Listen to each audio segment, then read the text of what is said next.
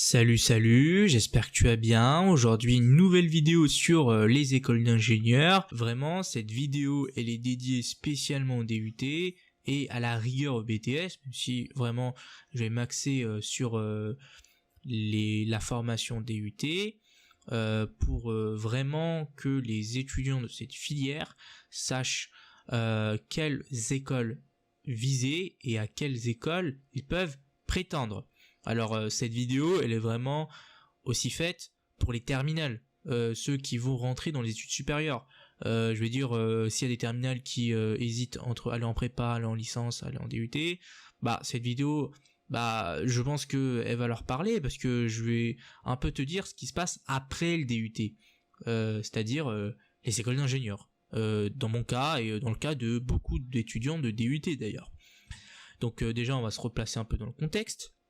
Un DUT, c'est une formation de 2 ans qui te mène à obtenir un diplôme de technicien. Voilà, donc d'entrée de jeu, c'est clair, le DUT n'a pas pour vocation de t'envoyer en école d'ingénieur.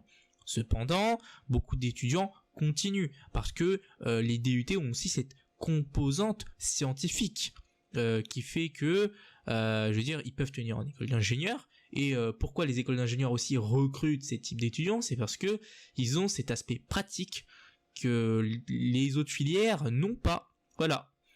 À la rigueur, les BTS aussi, hein, je veux dire, ils sont aussi recrutés parce qu'ils ont cette composante technique qui manque aussi à certains prépas, à certaines personnes de licence. Voilà, ça faut bien se le mettre dans l'esprit. Mais faut le dire, hein, le DUT n'a pas pour vocation de t'envoyer en école d'ingénieur. Voilà. Donc ça, c'est clair. Cependant, je veux dire, si déjà en terminale, tu sais ce que tu veux faire et que tu sens que tu es assez bon, je veux dire, tu peux aller en DUT. Je veux dire, ça te fera vraiment pas de mal.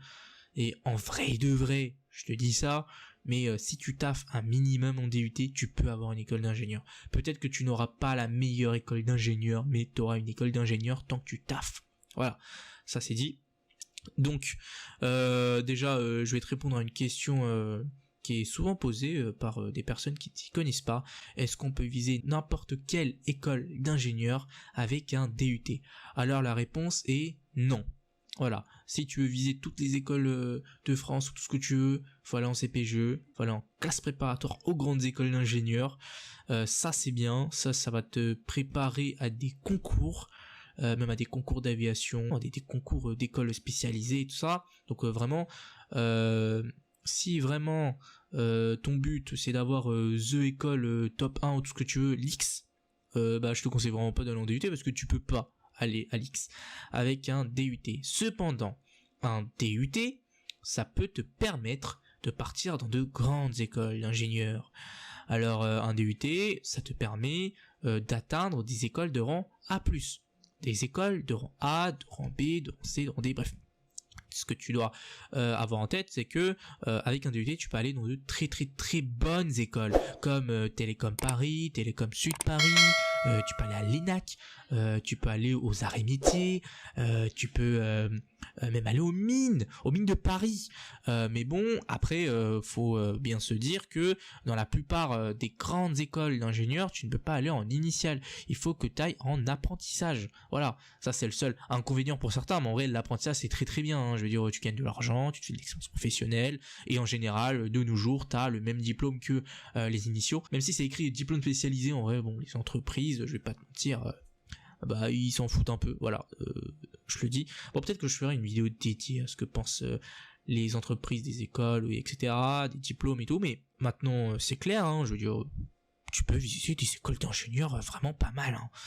Après, petit bémol, tu ne peux pas viser n'importe quelle école d'ingénieur avec n'importe quel DUT. Pourquoi? C'est clair, parce que ben chaque DUT a une spécialité. Alors, moi j'ai fait un DUT jeu de vie.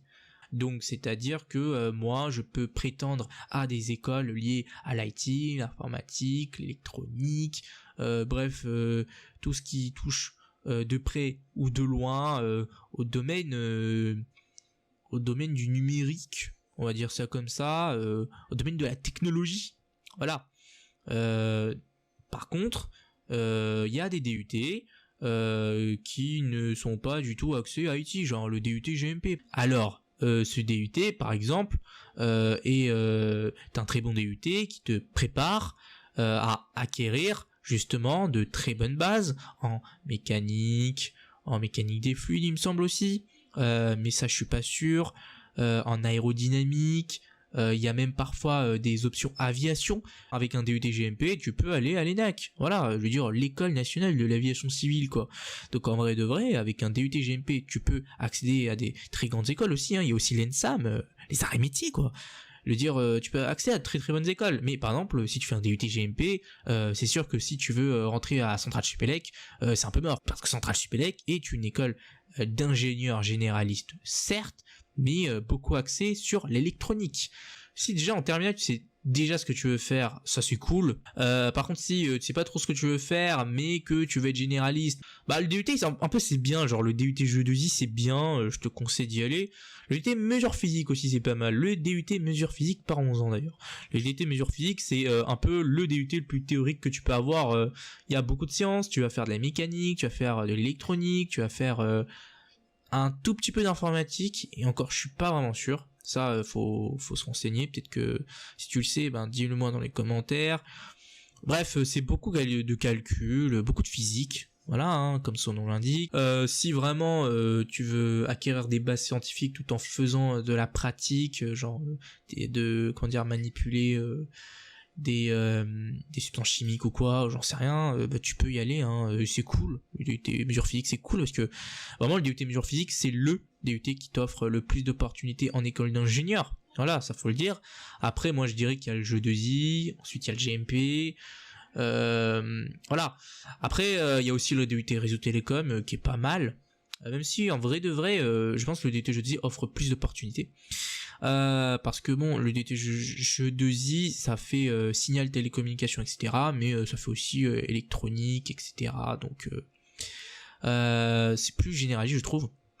Ensuite faut pas tomber dans le piège du genre je vais en DUT info donc je pourrais postuler à toutes les écoles d'info, ça c'est faux. Voilà, je veux dire il y a des mesures physiques qui ont vraiment une base d'info, une base en informatique qui est assez minimale, qui vont dans des écoles d'informatique. Par contre, il y a des mecs majeurs de promo DUT info qui vont pas dans des filières informatiques.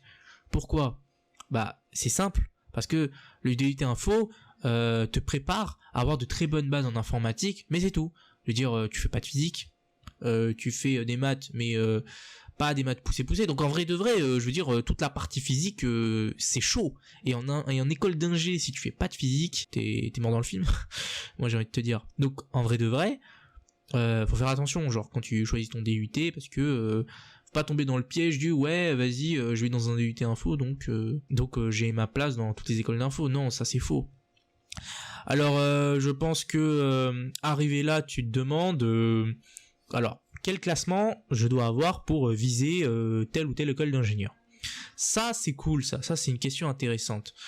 Alors moi j'ai envie de te dire faut être constant, faut avoir allez, moi je conseillerais 15, au-dessus de 15 déjà, pour prétendre à des écoles de rang A+, et faut aussi être dans le top 10. Ça faut bien savoir que le classement c'est important, mais la note et la régularité aussi c'est important. Je veux dire, c'est pas, je veux dire, c'est pas cool, par exemple, d'avoir genre j'en sais rien moi 19 en maths et 8 ou 7 en électronique. Je veux dire, là il y a un problème là. Je veux dire, le dossier il est pas constant, donc les écoles d'ingénieurs regardent ça et ils regardent tout. Je veux dire, plus tu montes en grade d'école d'ingénieur, plus ils regardent tout. Voilà. Après voilà, je veux dire, si t'es dans le top 10, si t'as un dossier constant, c'est très bien. Hein. D'ailleurs c'est le semestre 3 qui compte le plus. Donc en vrai, si tu veux taffer un semestre, taffe le semestre 3, il compte beaucoup. Voilà, on va dire que c'est quasiment 90% de ton admission en école d'ingénieur qui se fait durant ce semestre. Alors maintenant, je vais un peu te parler des gens casual, des gens qui veulent juste rentrer en école d'ingénieur comme ça. Alors ces gens-là, vous pouvez, je veux dire, en vrai de vrai, vous taffez un minimum, vous rentrez en école d'ingénieur, hein, c'est pas super dur de rentrer en école d'ingénieur en apprentissage. Mais comme je le dis, c'est en apprentissage. Je veux dire, le DUT c'est très bien pour faire des filières en apprentissage. D'ailleurs, la très grande majorité des élèves s'orientent dans une filière par apprentissage. Et ça, en vrai, au début, j'étais pas super hypé par l'apprentissage, je vais pas vous mentir. Mais ça va. Je veux dire, tu gagnes de l'argent, t'as de l'expérience professionnelle, c'est pas mal. Par contre, si ton but c'est vraiment de viser the école en initiale ou quoi, je veux dire, déjà oublie les écoles de rang A+, pour la majorité, à part peut-être l'UTC et l'INSA Lyon, et encore, je suis pas sûr. Oublie plein d'écoles en fait, hein, je veux dire, les mines, les machins, centrales ou quoi. Parce qu'en fait, le truc c'est que, ok, les écoles en initiale, c'est bien, voilà, tu travailles pas et tout. Mais le problème c'est que quand tu viens d'un DUT, bah il faut avoir un très très bon dossier. Et je veux dire, y a pas tout le monde qui a un très très bon dossier, donc en vrai de vrai, bah si t'es moyen ou quoi, bon c'est un peu difficile quoi d'aller en initiale. Par contre, l'apprentissage, oui, bah il y a de la place quoi, il y a de la place. D'ailleurs, en fait, c'est vraiment dédié au BTS ou DUT, on va dire, hein, l'apprentissage en bac+3, parce que je veux dire, les prépas, ils font leur concours, ils sont pas trop chauds pour chercher des entreprises, donc ça, voilà, c'est pas dédié à ça en fait. Je veux dire, la classe préparatoire, t'as pas le temps de faire ça. Les licences, il y en a pas beaucoup, parce que voilà, c'est une filière très, très théorique, donc du coup, hein, il reste quoi? Il reste que le BTC et le DUT, donc voilà, ils vont recruter beaucoup dans ces filières-là. Ensuite, qu'est-ce que je veux te dire? En vrai de vrai, si tu veux viser une très grande école d'ingénieurs, tu dois te donner les moyens, tu dois travailler, tu dois avoir un certain classement, tu dois avoir de bonnes appréciations. Ça c'est important, hein, les appréciations par les professeurs. Si tu veux juste viser une école d'ingénieur, bah tu peux quand même aller en DUT, hein. Je veux dire, si tu taffes un minimum, tu l'auras. Et de toute façon, si t'as pas d'école d'ingénieur à la fin de ton DUT, tu peux aller en prépa ATS. La prépa ATS va te préparer à des concours et tu auras ton école. Donc en vrai de vrai, bah faut juste taffer, hein, comme je le dis à chaque vidéo, faut taffer, faut avoir de la rigueur, de la méthode, et ça se fait, c'est tout. Après, si tu veux en parler, tu peux en discuter dans les commentaires. Maintenant, faut que tu trouves une école qui te plaise, une filière qui te plaise. Donc c'est tout, hein. Voilà, je veux dire, le rang d'une école c'est bien, mais il faut que tu t'épanouisses. C'est ça le plus important en vrai. Donc j'espère que cette vidéo t'aura plu. Like, abonne-toi, et sur ce, tchuss.